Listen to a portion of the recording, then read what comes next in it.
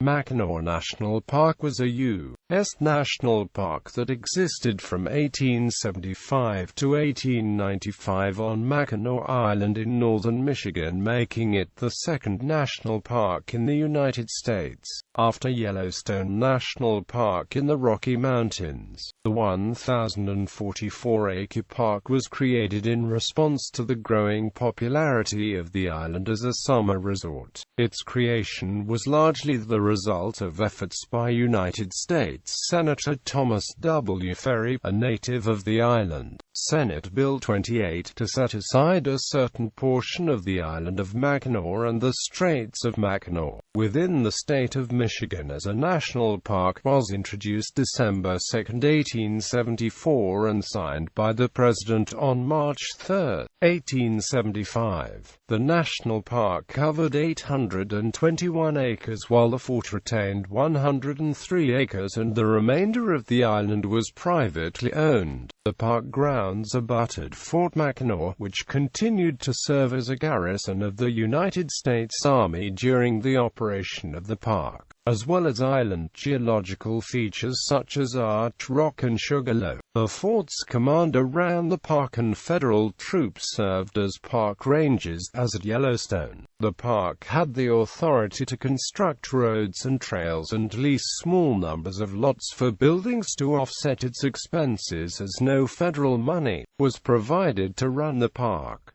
The park lands had to be available to the Army for military training and in time of war. In 1895, the fort was decommissioned and, at the request of the Michigan Governor John T. Rich, the park and fort was turned over to the state of Michigan, becoming Mackinac Island State Park, the first state park in Michigan. The park was established on the condition that it remain a state park or it would revert to the United States. This restriction caused a problem in the 1960s when the city proposed to lease land from the park for an expanded airport for the island. The lease to the city was ruled a non-park use, but the park, on its own, expanded and runs the airport.